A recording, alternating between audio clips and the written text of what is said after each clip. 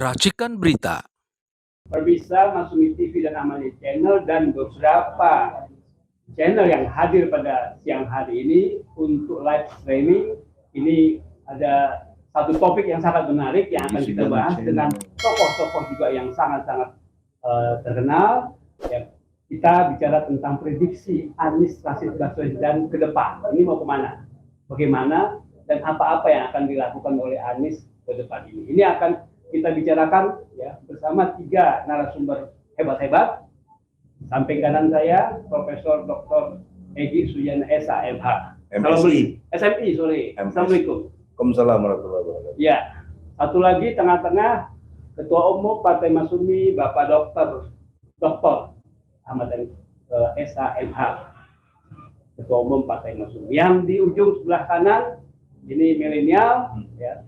Bos kita Pandi Ismail, mantan ketua. Ya, mantan di Direktorat Aktivitas Timnas Amin. Jadi kita akan bicara tentang Anies Rashid Baswedan ke depan, bagaimana kita prediksi. Pertama dari Bung Egy dulu, gimana kira-kira?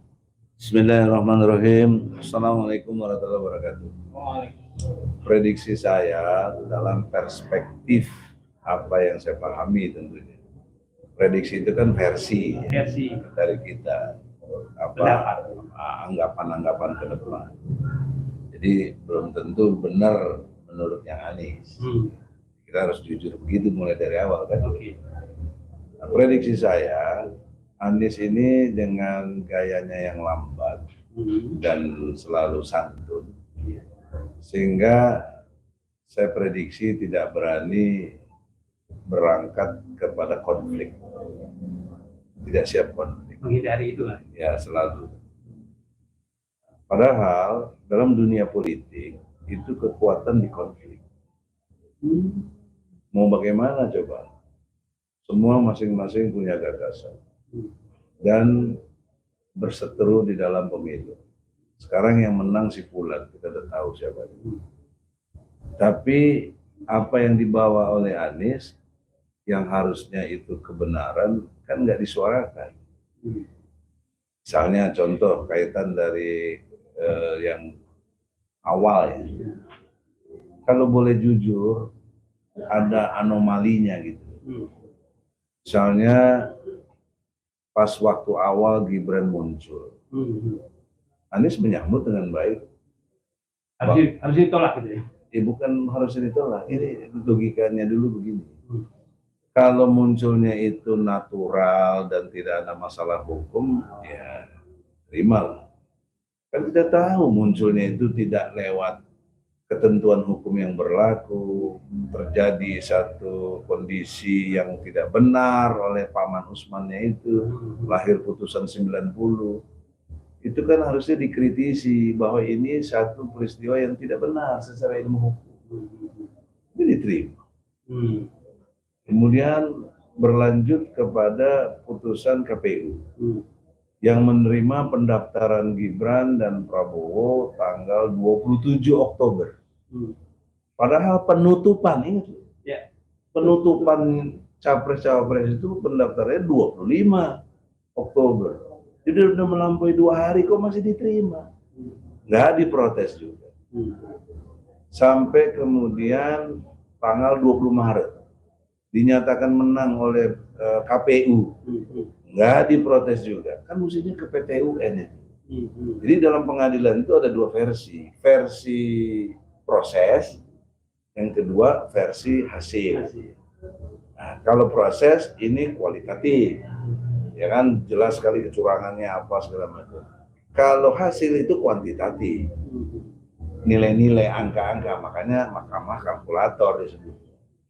Nah, ini nggak dikonflik, artinya nggak di-challenge oleh Anies sebagai satu kandidat atau capres yang unggulan dari umat Islam. Terbukti ada 40 juta, melampaui partai-partai yang ada. Sehebat-hebatnya PDIP berapa? Kan nggak sampai 25 juta. Ya, tapi ngomong-ngomong kan tim hukum nasional kan dalam media, berbagai media itu menyatakan kita protes kok. Iya, protes itu harus ada bukti. Ini teori ya. Kalau tidak ada laporan ke Bawaslu dan tidak ada proses untuk itu, nggak boleh disidangkan justru mestinya. Nah, ini tetap dipaksakan dan kejahatan MK menurut saya dia mem-PHP, seolah-olah menerima semua keluhan-keluhan tadi. PHP-nya di endorse supaya dikesankan wah hebat ya. Tidak mengurangi hormat ya, tim hukum juga memuji-muji hakimnya bagus, hakimnya mengadaptasi kita punya pertanyaan walaupun kita nggak boleh bertanya. Itu juga harusnya kan diprotes. Sejak kapan pengadilan itu pengacara nggak boleh bicara?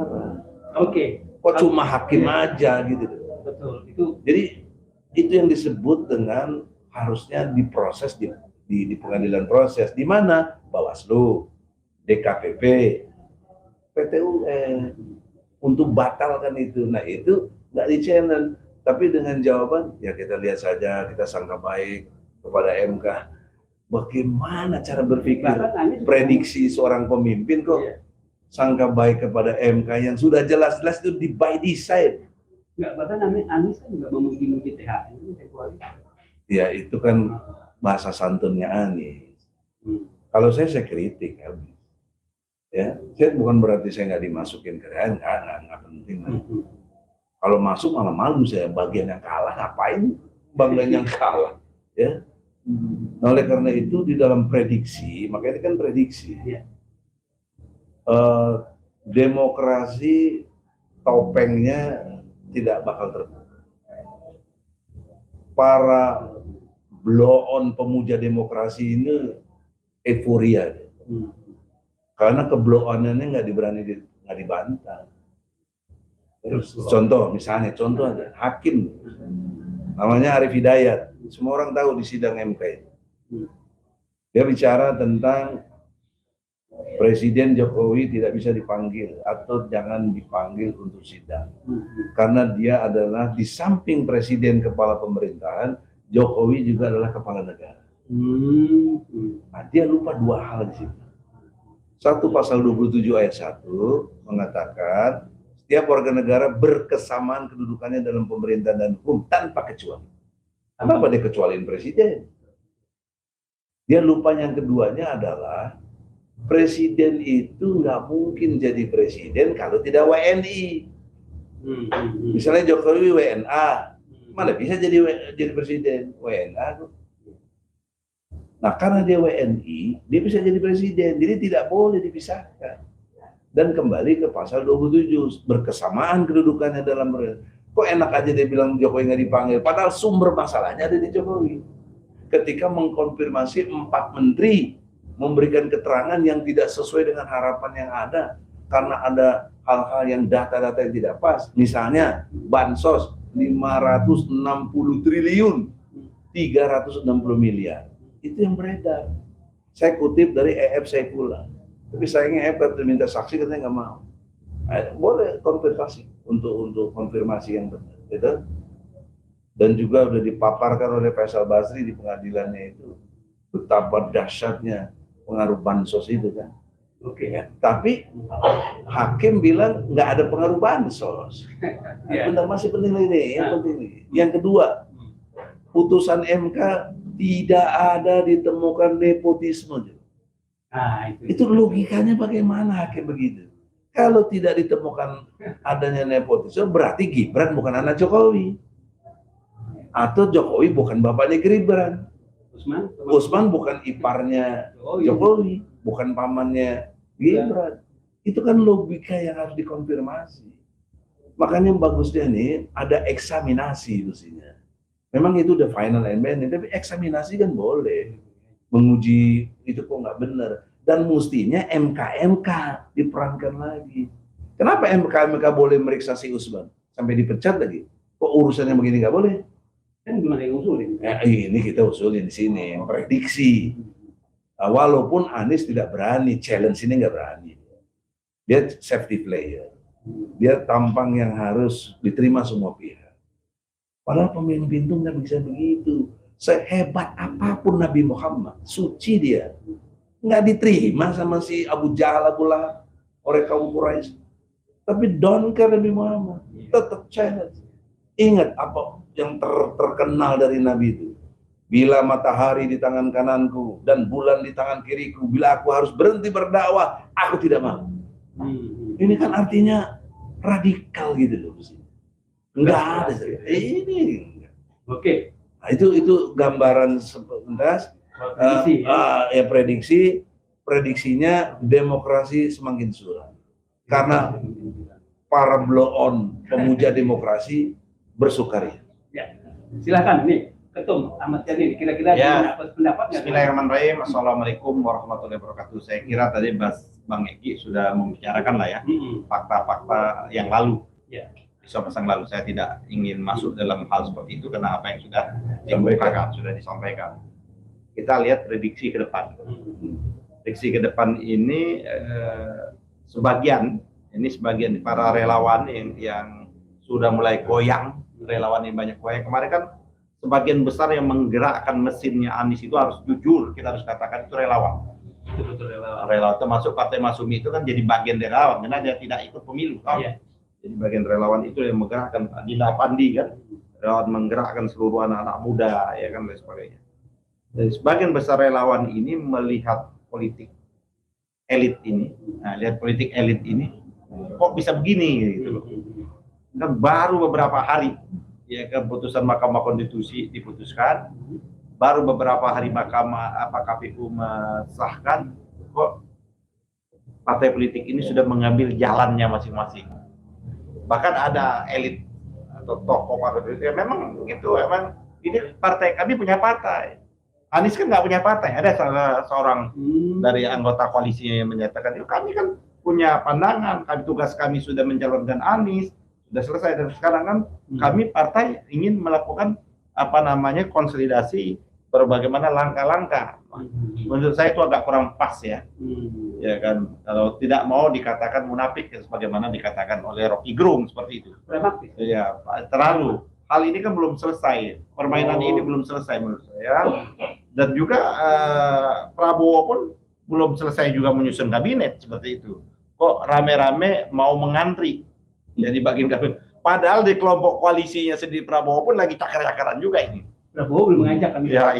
Prabowo kan baru silaturahmi lah dia seperti itu. Ya, contohnya kan bagaimana dari Gelora contohnya, ya kan minta ya PKS nggak usah ikut-ikutan lah kayak gitu ya seperti itu. Kenapa kalau PKS ikut apa mengurangi jatahnya Gelora seperti itu? Terus ada partai-partai lain yang berkeringat dulu dong, yang nggak berkeringat jangan. Tapi kan satu sisi harus kita lihat ini kan nanti sebelum kita lihat ini. Prabowo ini kan selalu ingin merangkul semua, seolah-olah kalau dirangkul semua itu selesai persoalan, gitu loh. Harmoni itu seolah-olah selesai. Sama juga tak kalah kita lihat Pak Prabowo masuk ke Jokowi dianggap selesai, padahal di bawah akar rumput kan tidak selesai juga. Nah, oleh karena itu tradisi menang kalah itu dalam pemilu saya kira hal yang biasa ya kan. Yang kalah ya mengambil posisi menjadi oposisi harusnya. Yang menang silakan untuk mengontrol kan terus-menerus, tapi kan perilaku behavior politik kita belum sampai kelasnya seperti itu. Nah, oleh karena itu menurut saya ini menjadi problem. Bahkan kalau kita sekjen PKS akan kasih karpet merah seperti itu. Bukan berarti kalau kita mengambil jalan yang berbeda oposisi menjadi buntu dialog, enggak. Seharusnya dialog tetap boleh, komunikasi politik tetap, tapi sikap dalam hal tertentu berbeda, harusnya seperti itu. Masyumi itu kalau kita tradisi Masyumi itu tradisi yang disebut oleh Bang Egi tadi adalah tradisi tadi disebut konflik. Tradisi konflik. Ya seperti itu. Tapi dalam konteks komunikasi politik, dalam konteks pergaulan politik, dalam konteks silaturahmi nggak menghalangi. Ya seperti itu tidak menghalangi. Nah hal ini yang harusnya dibangun, betul. Tidak perlu Prabowo untuk mengambil semua.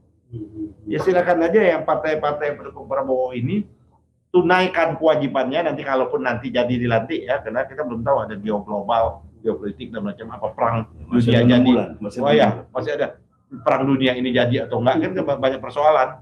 Ya kalau kata Rocky Gerung, kalau terus-menerus dolar ini semakin anjlok, Joe Biden manggil dolar seluruh dunia. Ya kan? Berarti kalau dolar sudah dipanggil balik ke Amerika, berarti kan menjadi persoalan. Daya tahan ekonomi kita rapuh. Kenapa daya tahan ekonomi kita rapuh? Karena selama 9 tahun apa yang dijanjikan Pak Jokowi itu tidak terbukti. Ya, di bidang ekonomi. Katakan dia menyatakan bahwa ingin menjadikan kurs rupiah itu gagah. Ya, ternyata kurs rupiahnya tetap meroket, rupiahnya anjlok seperti itu kan.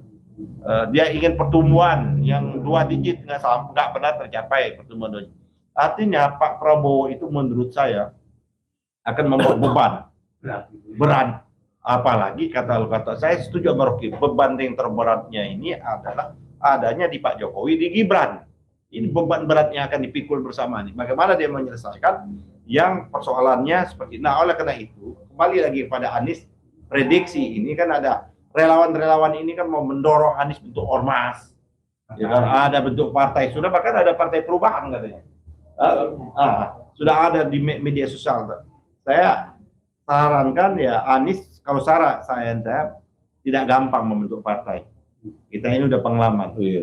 Tidak gampang untuk berdarah-darah. Walaupun kalau kata Fahri, ya harus tampil dong. Jangan mau enak di ujungnya saja. Dia harus tampil memimpin partai, ya kan, atau diriin bagaimana konsolidasi. Saya setuju dalam konteks itu. Tapi tidak harus membentuk yang baru. Tidak harus membentuk yang baru. Dia silakan saja. Anies, apakah dia mau melihat bahwa dia masuk ke dalam yang namanya, dia kan sudah menjadi pemain politik praktis. Dia kan sudah menjadi binatang politik istilahnya, itu kan sudah player, pemain politik lah, dia kan udah calon, udah jadi gubernur dan calon presiden, tinggal dia pilih saja, ya kan. Ada PKS bergabung dengan PKS, ya seperti itu. Nah, apakah Masumi? Nanti dulu ada apakah PKS juga akan memberikan ruang? PKS apakah akan memberikan ruang Anies menjadi presiden PKS? Seperti itu. Ya, kan contoh, atau kembali ke Nasdem, kembali ke PKB, atau dia kembali kepada akar sejarahnya, akar kakeknya, kembali ke Masumi. Jadi kalau mau bentuk-bentuk baru, apalagi itu relawan itu model semangat, kakeknya Anies Masumi dong, Menteri Penerangannya Masumi, gitu. Baswedan. Nah, oleh karena itu menurut saya, jadi kalau dia nggak ke Masumi ngingkari sejarah, ya itu jadi memotong alur sejarah. Jadi dia memotong alur sejarah. Biologis Masumi. Dia biologis dan ideologis. Ya, kalau saya ini biologisnya bagus, tapi historis. Historis. Kalau saya ini adalah kakek saya Masumi juga, tapi bukan elit Masumi. Bang Egy juga mungkin kakeknya juga bukan elit Masumi gitu. Dia elit Masumi. Air Baswedan itu. Makanya di gambar kita ada Menteri Penerangan. Dia dulu kakek dia. Dulu dia Partai Arab. Tapi setelah merdeka Partai Arab dibubarkan, dia bergabung dengan Masumi. Menjadi tokoh Masumi Pak Air Baswedan itu. Nah, tinggal dia pilih seperti itu. Dia harus tidak boleh Anies dianggap orang dia hanya mau di ujung. Dia bangun harus kekuatan. Berhentilah membangun yang namanya kerumunan politik. Nah, itu satu. Yang kedua dalam rangka itulah maka saya kira pilihannya, apakah prediksinya Anies ini dia akan membangun kekuatan politik untuk mempersiapkan diri menjadi capres 2024, atau dia mengambil peluang jangka pendek. Peluang jangka pendek ini kan pilkada DKI. Ini sudah ada yang mengendorse gitu. Bahkan Nasdem juga mengendorse, PKB saya dengar-dengar juga seperti itu. Kenapa? Karena PKB mendapat dampak dari Anies luar biasa juga. Di DKI itu nggak pernah ada PKB itu, setahu saya sama reformasi mendapat kursi anggota DPR di beberapa dapil. Sekarang dia dapat, bahkan di jalur yang sangat sulit orang untuk tembus, bahkan Nasdem pun tidak tembus, Pak Ahmad Ali dengan jumlah resources cukup besar, PKB bisa lolos di dapil yang nama Jakarta Timur. Itu hanya 6 kursi itu istilahnya kalau yang pancang itu udah paku bumi itu, nggak bisa bergerak. Itu suaranya PDIP 2 kursi, PKS 2 kursi, 1 PAN 1 Gerindra. Itu betul-betul paku bumi. Tapi digoyang oleh PKB, rontok itu kursi PDIP 1. Diambil 3 juga, pengaruh 3 juga. Nah, jadi menurut saya hal itu yang mungkin harus dipertimbangkan. Anies efek harus kita akui. Ada koktail efek itu, ya kan. Walaupun PKS tidak banyak dampaknya. Tapi nampaknya dia akan ninggalin Anies. Karena udah mau kasih karpet merah juga. Enggak, kan mereka kalau kelihatannya kalau Anies mau ambil DKI mereka akan endorse. Saya dengar seperti itu. PKB, ya. Nah, cuman persoalannya, nah ini apakah orang melihatnya Adinda, bagaimana dalam perspektif anak milenial, Gen Z ini kan, apa dari capres, bukan apa keturun atau enggak tuh Bang Egy, terus turun lagi melorot menjadi cagup. Apakah orang tidak mengatakan bahwa ini hanya mencari jabatan, mengincar jabatan seperti itu? Kenapa dia tidak? Kalau saya jadi Anies, dan Anies pernah menyatakan tidak. Kalau saya tidak ambil gubernur DKI, walaupun orang ini DKI ini adalah orang Indonesia ketiga, nggak juga, ya kan? Nggak juga seperti jadi.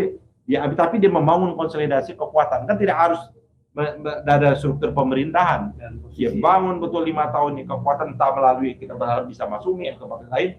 Dia bangun kekuatan menjadi oposan, seperti itu. Dia jadi oposan, dia tetapkan banyak sekali. Kita tinggal menjadi oposan itu gampang, tidak sulit sekarang menjadi oposan. Tinggal kita buka janji-janjinya Prabowo, terus kita mulai memplototi janji-janji. Contoh, janji yang terdekat itu katanya, ya kan, mau makan gratis, makan siang dan susu, sekian itu. Ya, kita tagih, bisa nggak makan siang ini? Bisa seperti itu. IKN. Nah, IKN kan dia agak ini, sudah ada jawaban Beli Yuwandono itu, daripada uang IKN, mendingan kita bangun untuk makan siang. Memang IKN itu ambisi pribadinya Jokowi saja. Memang tidak visible gitu. Membangun ibu kota dan banyak gagalnya. Ini menunjukkan akan jadi proyek mangkrak. Jadi menurut saya prediksinya ada berbagai macam tadi. Kalau dia mau betul terjun menjadi politik, ada 2 alternatif. Tidak usah mendirikan, saran saya berat mendirikan partai. Terus siapa mau tokoh-tokoh mendampingi seperti ini? Masuk ke dalam partai yang sudah ada. Masyumi ya. Contoh, kalau dia mau masuk yang partai yang sudah ada di parlemen, ya masuk di PKS. Persoalannya apakah PKS membuka ruang, ya kan, membuka ruang memberikan tempat kepada Anies. Langsung kan Anies nggak mungkin menjadi, langsung Anies menjadi presiden PKS.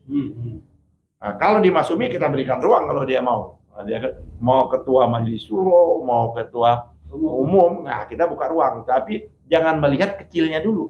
Wah, Masyumi kecil, jangan lihat. Apalagi tapi udah nggak ada threshold. Tapi dia harus lihat bola ini. Dia akar sejarah, dia bisa bentuk, tidak akan menjadi besar. Dan dengan itu kakeknya dia bisa melakukan konsolidasi dengan kawan-kawan FPI. Oh, besar itu.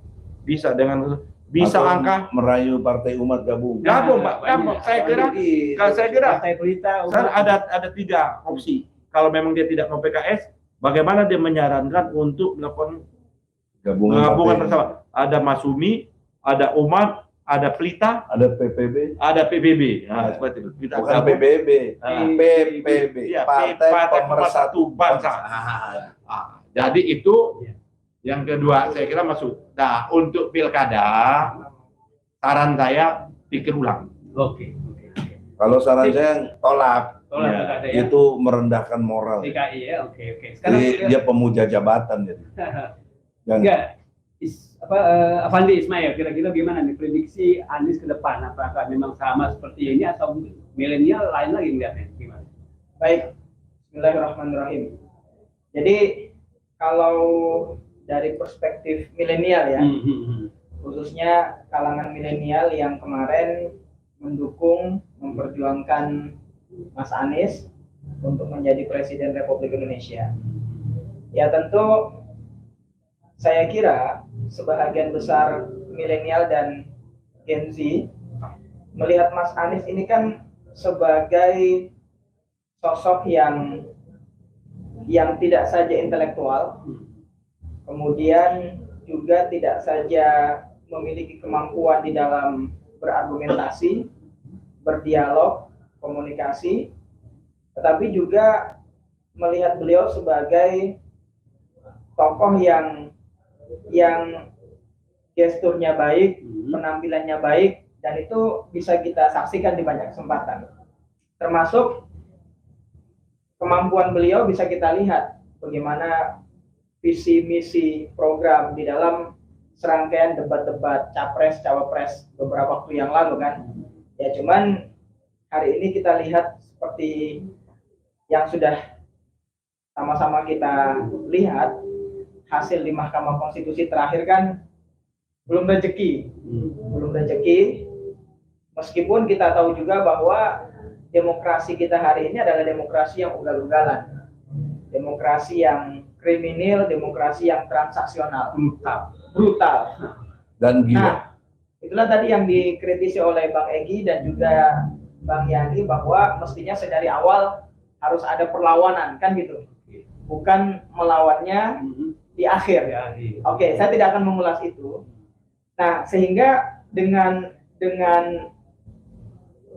perwajahan yang demikian ideal dari sosok Mas Anies di kalangan kawan-kawan milenial dan Gen Z, terutama pendukung Mas Anies kemarin, maka saya kira Mas Anies ini tentunya akan dilirik oleh banyak pihak. Ya, dalam konteks kontestasi politik Pilpres kemarin, saya yakin pasti Prabowo juga melirik Mas Anies, kan gitu. Ini prediksi ya, analisa ya. Sama seperti yang dilakukan oleh Jokowi 2019 kan, pasca terpilih karena hanya head to head dengan Prabowo waktu itu. Lalu kemudian tidak lama berselang, bukan hanya Sandiaga, tapi Prabowo juga direkrut menjadi bahagian daripada kabinet Joko Widodo. Nah, saya kira pola ini juga akan dilakukan oleh Jokowi. Oleh Prabowo. Ya, yang paling mungkin adalah ajakan untuk menjadi menteri di kabinetnya Prabowo Gibran kan?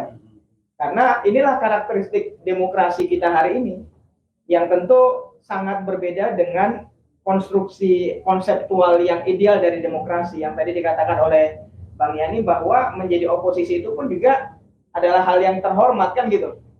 Tapi kita melihat praktikalisasi demokrasi di Indonesia, katakanlah sejak 10 tahun terakhir ini, justru rezim penguasa ini tidak ingin adanya oposisi, kan gitu.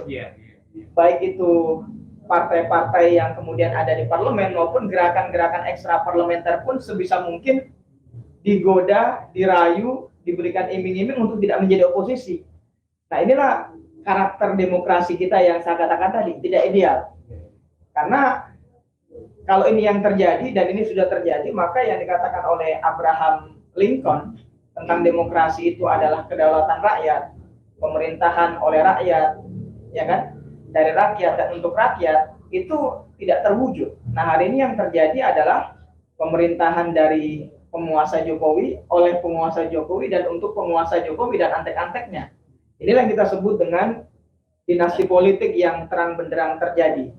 Nah, sehingga kaitannya dengan hal itu, tadi disinggung soal apakah terkait mengenai Pilgub DKI gitu ya, dan pemilu kada di beberapa wilayah secara serentak ini dalam tahun 2024 ini, maka saya melihatnya begini, Mas Anies ini kan, kalau perspektif saya, beliau orang yang selalu mengukur, kan gitu ya, berhati-hati, betul nggak Bang ya? Jadi bertindak tidak reaksioner, ya kan gitu. Kemudian selalu berhitung maslahat mudorotnya, terutama bagi dirinya sendiri, dan itu sah-sah saja. Bahkan sebagai seorang politisi, kata beliau tadi, beliau ini sudah terjun sebagai praktisi kan, sebagai politisi, meskipun belum punya partai politik, tapi kan sudah maju sebagai pilpres dan levelnya sudah tokoh nasional, dan itu ditegaskan oleh PKS beberapa waktu yang lalu kan. Nah, sehingga ya kalau saya pasti Mas Anies akan berhitung.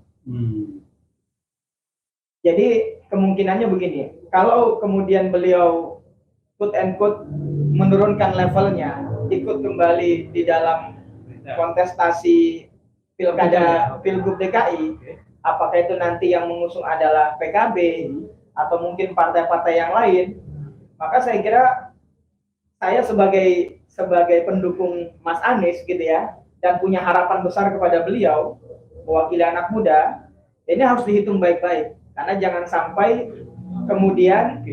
kemudian masuk bertarung kembali dan kalah, kan gitu. Ini yang harus dijaga gitu loh. Nah, begitu pula halnya, dan sangat mungkin dikalahkan. Ya, kalau kita melihat dari hasil Pilpres kemarin kan DKI kalah kan beliau. Ya, bahwa itu ada kecurangan, terlepas daripada itu semua. Kan gitu ya. Maka saya sebagai anak muda yang melihat Mas Anies ini tokoh bangsa gitu ya. Dan perjuangan ini belum berakhir. Itu juga aspirasi dari relawan-relawan.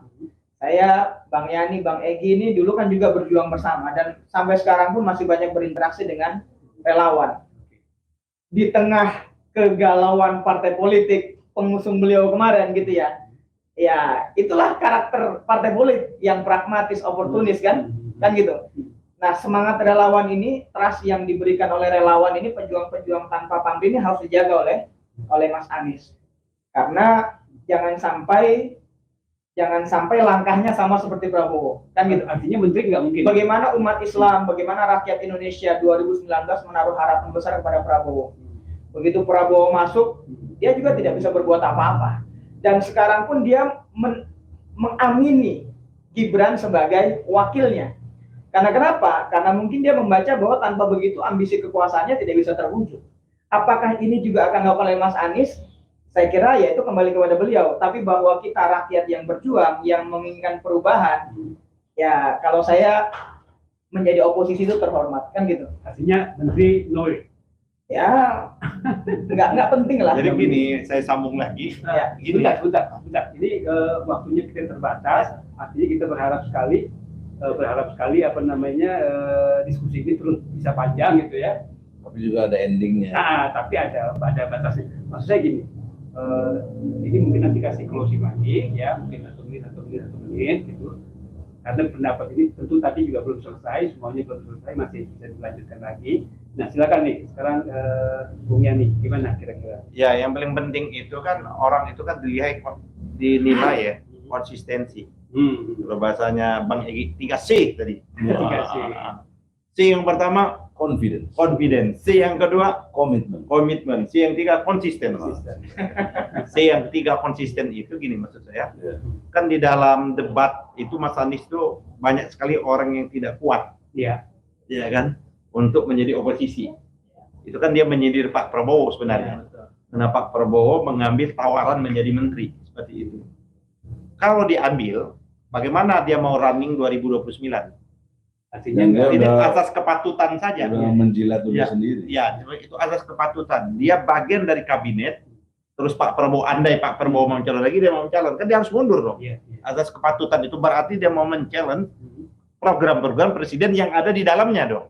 Gitu seperti itu kan. Masa kalau dia mau melanjutkan ya nggak perlu maju. Kan dia mau, artinya dia menjadi antitesis dari presiden yang ada. Kan tidak patut, tidak pantas orang bagian itu yang menurut saya kenapa Ibu Mega cukup lama tidak berdamai dengan Pak SBY. Karena Pak SBY kan ditanya mau maju atau nggak Mas SBY, nggak katanya gitu kan. Itu kan etik moral yang memang sekarang maju.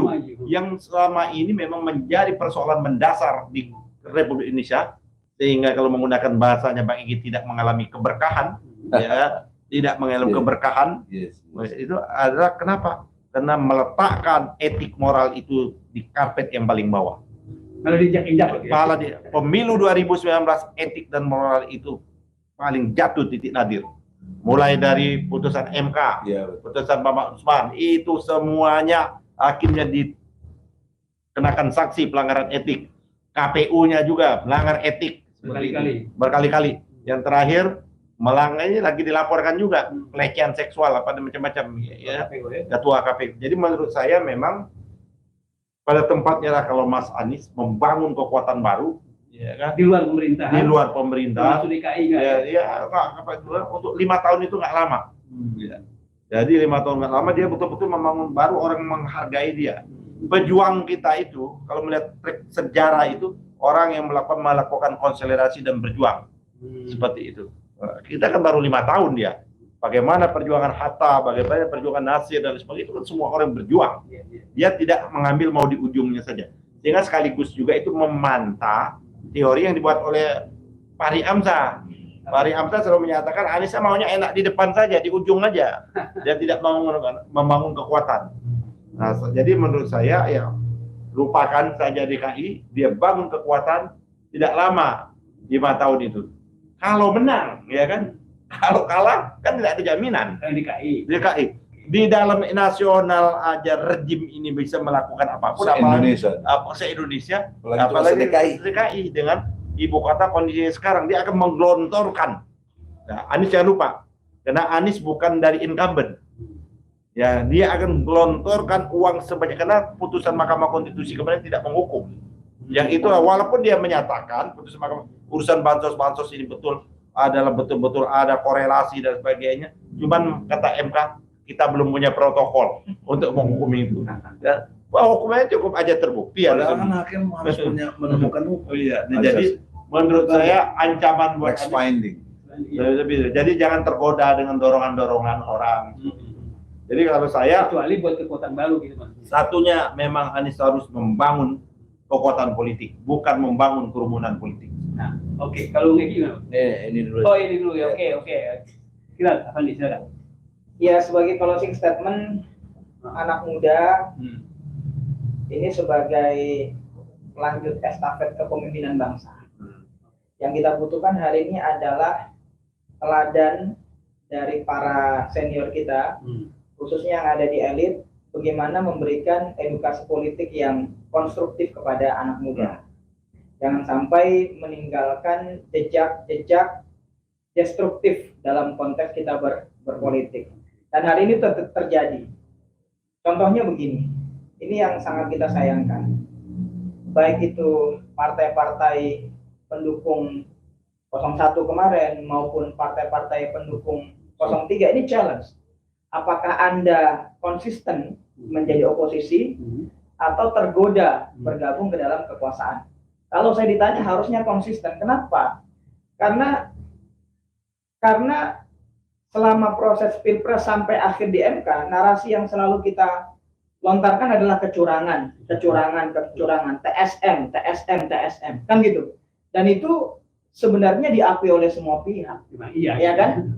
Nah, ini akan menjadi sangat memilukan dan memalukan kalau kemudian kita melontarkan itu, melawan itu, lalu kemudian dikalahkan dengan sebuah grand design kekuasaan, lalu kita gabung karena tidak ingin menjadi oposisi. Kan berarti kita tidak konsisten, gitu loh. Dan ini akan menjadi satu pretensi buruk buat sejarah demokrasi. Akhirnya demokrasi hanya tinggal nama doang, gitu loh. Jadi anak muda akan bilang bahwa ya kalau kamu punya uang, kalau kamu anak pejabat, anak presiden, anak menteri, kamu bisa menjadi apa saja. Tidak perlu berdarah-darah menjadi aktivis, tidak perlu berdarah-darah baca buku, tidak perlu diskusi kemana-mana, menimba ilmu, membangun idealisme, ya kan? Kalau kamu bukan dari anak pejabat, ya kamu hanya akan menjadi penderita, pelengkap saja. Nah ini kan faktanya demikian ini hari ini terjadi. Nah ini yang mau kita lawan. Makanya yang melanjut dari yang dikatakan oleh Bang Yani tadi, kekuatan politik yang benar-benar kuat itu harus dibangun oleh Mas Anies, kan gitu. Dan saya kira kalau kita mau jujur masih banyak orang yang menaruh harapan besar kepada Mas Anies. Bikinlah poros perubahan misalnya kan. Ya, itu saya kira ini yang dinanti oleh semua pihak.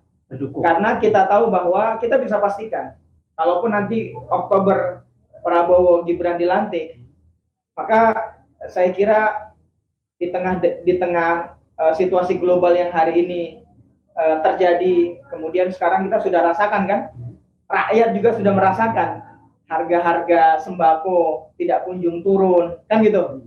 Kemudian ditambah dengan kenaikan kurs rupiah yang dolar yang semakin tinggi, rupiahnya melemah. Nah ini saya kira tidak akan membuat pemerintahan Prabowo Gibran nyaman selama 5 tahun, kan gitu. Nah kalau kemudian Anies ada di dalam, berarti kan orang akan menjustifikasi bahwa Mas Anies menjadi bagian daripada kekuasaan yang mengaminkan politik dinasti. Ya, lalu kemudian nanti 2029 akan membangun narasi baru. Ini akan membuat rakyat iya sama seperti justifikasi rakyat pada Prabowo. Dulu bagaimana rakyat menaruh harapan kepada Prabowo, tapi begitu Prabowo tidak betah menjadi oposisi, maka rakyat ya, karena kalau mau jujur, kalau Pilpres ini mau jujur tanpa ada intervensi kekuasaan, ya saya rasa Prabowo Gibran tidak akan menang. kan gitu. Betul. Sip. Ya. Nah sekarang bagaimana tinggal Mas Anies dengan kekuatan personalitinya menggerakkan kesadaran politik rakyat bahwa 2029 kita bisa melawan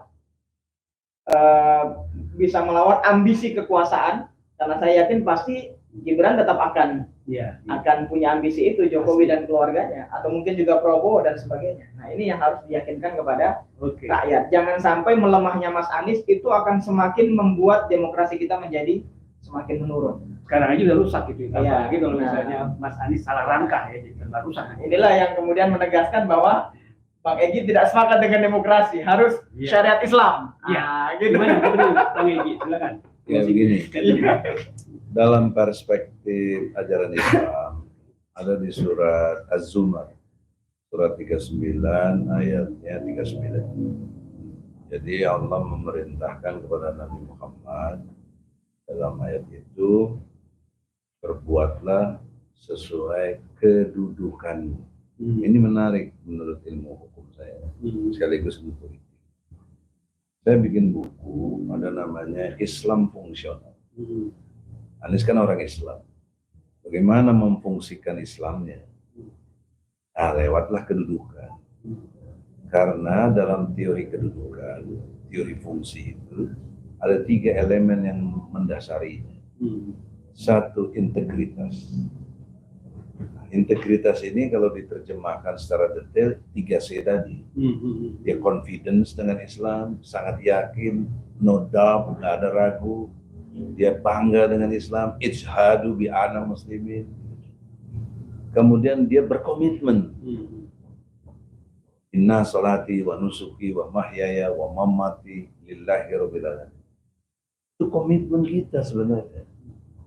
Ibadah, hidupku, sholatku, matiku untuk Allah. Itu komitmen. Dia ada nggak komitmen itu? Kemudian konsistennya itu adalah istiqomah.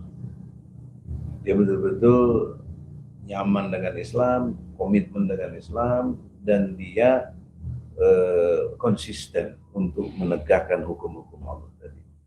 Karena saya ingat omongan Buya Hamka, untuk apa kamu berkuasa tidak mampu menegakkan hukum Allah? Untuk apa? Menambah dosa, ujung ceritanya neraka, ya, tidak berkah. Karena kekuasaan itu atau jabatan itu pada akhirnya bisa jadi penyesalan. Iya. Di dakwahnya aja enak sekali dapat segala macam fasilitas dan lain sebagainya. Tapi ujungnya itu bisa penyesalan. Saya bertahu misalnya siapa yang sekarang masuk penjara itu. Si Fulan dan sebulan nggak saya kita sebut ya. Kalau dia tahu ujung masuk penjara dia nggak mau jadi menteri atau jadi pejabat atau jadi gubernur atau dia nggak mau. Ya. Karena tahu. Nah problem seriusnya kita nggak diberitahu oleh Allah akhir hidup itu seperti apa nasib kita itu. Karena di ayat lain saya lihat ketika aku perlihatkan azabku baru dia beriman. Contohnya Firaun. Orang nggak banyak menduga bahwa Firaun itu sebenarnya Muslim. Akhirnya itu diterangkan di surat Yunus. Ada main-main itu tenggelam. Itu tenggelam, tapi waktu mau tenggelam dan akhir dia menyatakan tobat kepada Allah. Ada, buka ayat 90, 91, 92 surat Yunus itu. Karena sebelumnya ayat 88-nya didoakan oleh Musa supaya dibinasakan Firaun itu. Itu doa Nabi Musa. Nah jadi sekarang kita masih asumi dan lain-lain masih belum punya kekuatan. Kita punya kekuatan doa. Bangun aja tiap malam tahajud. Tumbangkan rejim yang nggak bener ini, yang brengsek ini. Kan doa nggak ada yang nangkep, masa doa ditangkep. Apalagi tahajud. Doa aja ini. Jadi si brengsek ya? Iya, si brengsek aja yang harus ditumbangkan oleh Allah, bukan oleh kita. Nanti Allah caranya sendiri gitu. Nah, poin ini ada pada Anies. Karena dia hari ini yang dukung dia lebih dari 40 juta. Setahu saya 40.900.000. Hampir 41 juta yang dukung. Sah itu. Hasil dari hitungan KPU. Itu udah melampaui berapa partai itu. luar biasa. Itu dicurangi, kalau nggak dicurangi Nah, itu pun dicurangi coba ya. Kalau nggak dicurangi, ya Allah, luar biasa. Nah, oleh karena itu, apa yang disampaikan dua sahabat saya ini, itu yang terbaik. Tapi ada satu problem psikologi.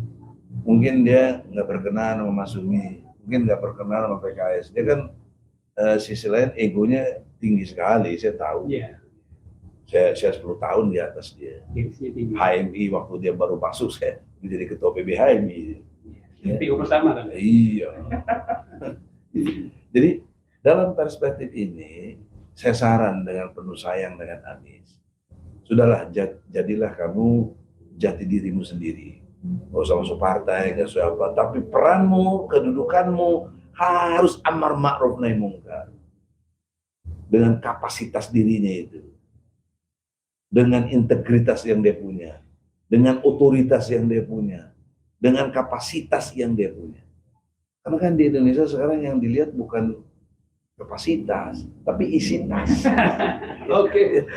Nah, oleh karena itu closingnya adalah, Anies yang terhormat, saya sayang dengan Anda, jadilah diri Anda dan betul-betul sesuai konsep yang Anda buat. Mau memutuskan keputusan itu, Anda langsung ukuran utamanya keadilan. Baru aspirasi, kemudian yang terakhir soal pendekatan yuridisnya. Dia contohkan dalam bangun jalan di DKI, itu saya hormat. Dia bangun jalan, langsung Pempronya itu diajak dialog, kamu harus mikirkan jalan yang berkeadilan. Bingung Pempro, apa urusannya jalan berkeadilan? Nah, diterangkan. Orang ada jalan kaki, ada naik sepeda, ada naik motor, ada naik mobil. Kenapa kamu yang pikirkan cuma naik mobil? Itu hebat di situ. Visi yang tajam, saya suka. Makanya saya dukung dia. Dalam konteks ini, jadilah dirimu untuk berbuat yang bisa menciptakan keadilan itu. Itu aja dia nggak usah jadi apa-apa deh. Tapi dia udah didukung oleh 40 juta lebih itu kan udah satu modal sosial itu yang besar, yang dahsyat, yang nggak dipunyai oleh siapapun dalam konteks Indonesia. Oleh karena itu yang terakhir, dengan hormat, pesan moral yang dari Buya Hamka tadi. Karena waktu dia jadi gubernur, punya kekuasaan, jadi kepala daerah, hukum Islam nggak tegak. Jangan lagi dia terpengaruh oleh politik identitas. Jangan lagi terpengaruh dia turunan Yaman segala macam, nggak ada urusan. Ini Indonesia, dasar negaranya adalah ketuhanan yang Maha Esa. Pasal 29 ayat 1. Siapa Tuhan yang Maha Esa? Allah. Di mana Allah disebut? Di Mukadimah, alinea ketiga, berkat rahmat Allah. Dan Allah itu punya hukum, namanya hukum Islam. Tadi kan Adinda Fandi nanya bagaimana perspektif penegak. Dari sini. Bukan berarti merubah jadi negara Islam. Itu para bloon pemuja demokrasi yang nggak ngerti hukum gitu loh. Jadi dengan dasar negara kita ini Allah punya hukum namanya hukum Islam. Yang menjalankan adalah Presiden dan DPR. Pasal 5 ayat 1, Jungto pasal 20, 21 UUD 45. Disitulah kewenangan dia bisa membuat tegaknya hukum Allah. Baru Allah redho. Baru Allah suka sama dia. Insya Allah. Kalau enggak, jangan tiba-tiba melejit bikin program Indonesia Adil Makmur. Nggak bisa. Islam maunya itu surat Al-Araf ayat 96. Barokatin fi samawati. Jadi keberkahan dari langit dan bumi akan Allah kasih. Kalau kamu beriman dan bertakwa. Al-Araf itu dia sebenarnya. Kalau nggak mau perhatikan Quran dia udah jangan beriman kau. Ya, nggak aku dukung juga nggak malah diazab Allah malah. Saya kira gitu. Semoga Anies berkenan walaupun nggak enak didengar, tapi ini enak dalam pandangan hati yang beriman. Insya Allah. Terima kasih. Izul Islam wal Muslimin. Sesuai lagu Mas Sumi tadi. Luar biasa. Luar biasa ya. Assalamualaikum warahmatullahi wabarakatuh. Terima kasih Bung Egi, terima kasih Bung Ahmad Dhani, terima kasih Bung Afandi Ismail, pemirsa Masmi TV dan Ahmad Mi Channel serta beberapa channel yang live streaming pada sore hari ini kita akhiri. Ya tentunya kita berharap untuk like, subscribe, kemudian juga share dan komen. Dan supaya acara kita terus berkembang, dan kebetulan juga topik hari ini luar biasa hebatnya dengan pembicara-pembicara yang juga hebat. Terima kasih. Billahi taufiq wal hidayah. Wassalamualaikum warahmatullahi wabarakatuh. Waalaikumsalam. Sip, terima kasih.